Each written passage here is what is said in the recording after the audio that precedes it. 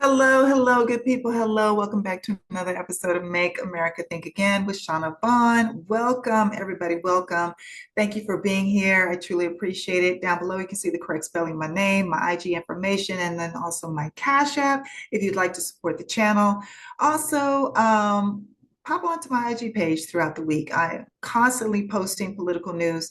So if you just want to make sure that you're caught up on things, you can just pop onto my IG page. Also, please make sure that you are subscribed to the channel. I drop new episodes every Sunday. I'm trying to do more. Woo, but y'all, my plate is full. But I'm trying my best to do more and get to some live so we can, have some conversation back and forth. I'm really, really trying to push for that. And I'm going to give you a date and a time so everybody can show up when I get that together, when I find a space of time. Okay, we've got to talk about some things that are coming out of DC right now that should be very concerning for all people. Remember, whew, I spent all of 2024. Definitely, I think I started in 2023, but I definitely spent all of 2024 warning you about Project 2025. Okay. I know that. Not just myself, but there were many others that were screaming at the top of their lungs about Project 2025 and what it was going to bring. Well, we are here. We are there. This is my thoughts on it. Number one, Project 20, I'm sorry, the Heritage Foundation put out a video and saying that they have executed, I believe, about 53% of Project 2025. It would appear that the next thing on their agenda is this whole Christian nationalist movement. So you heard a lot of talk out of even the Oval Office this week. You had the Lieutenant Governor of Texas show up. This dude used to be on the news. I think he might have even did I can't remember if it was sports or the weather, but he didn't even like really talk about the news in Houston when I lived there. But anyways, what's his name? I can't even think of this dude's name. But he was in the White House and in the Oval Office and talking about, this past week, in Texas, they made reading from the Bible mandatory in K through 12.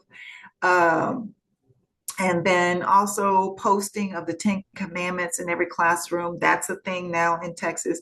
I don't know who's going to get to Gilead first, Tennessee or Texas. I mean, they're both on that path.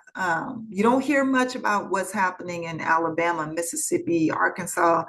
That's probably by design. They might be on the same level. I'm not hearing as much as I'm hearing coming out of Texas and Tennessee, but I know those things happened in the education system in Texas just this past week. And then you had the lieutenant governor in the Oval Office, along with some other folks, and talking about, how the separation of church and state is not in the Constitution. And basically, what he was talking about, folks, is that terminology.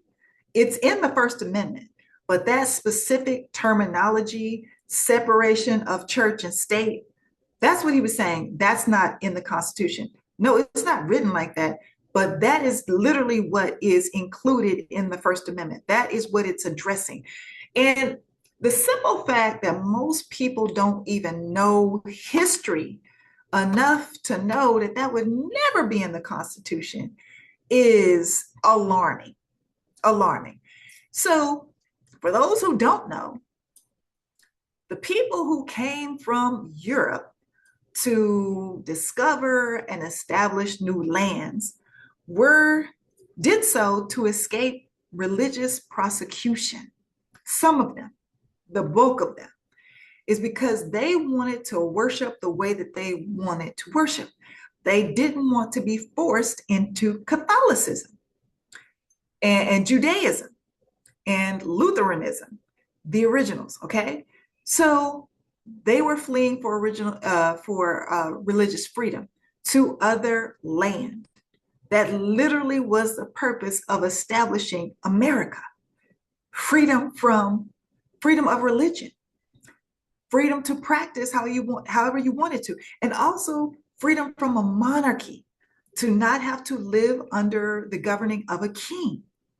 Now, I just want to give you a side note, a psychology side note.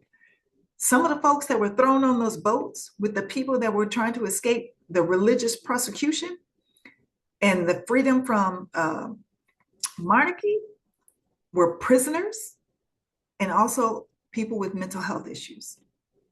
Because the way that they dealt with mental health back then, because no one understood it, they just threw them in jail.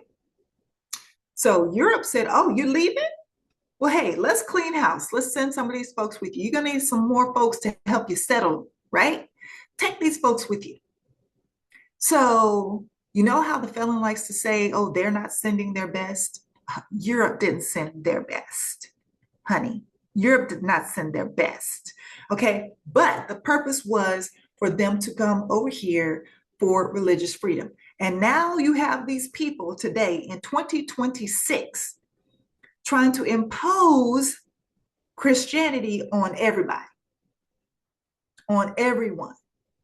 That's what's happening right now. So the Heritage Foundation is trying to move to the next step, and they're trying to drag us all with them through white Christian nationalism.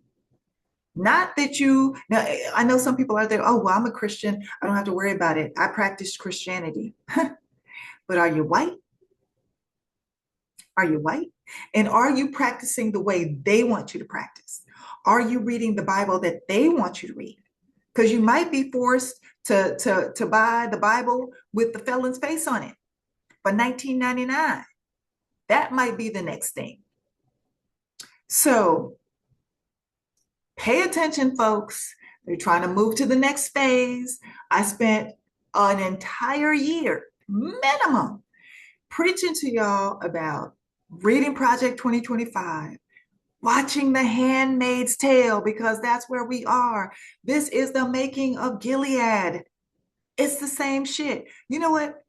I just posted this because it hit me, because they're also trying to have some Hunger Games situation with high school students. I think I already mentioned that in another video. They're calling it Patriot Games, but it's the Hunger Games. And you know, for the longest, I kept saying, damn, you couldn't make this shit up. I couldn't make this shit up if they paid me. That's not true. Because if you really think about it, their playbook is coming straight from television and film.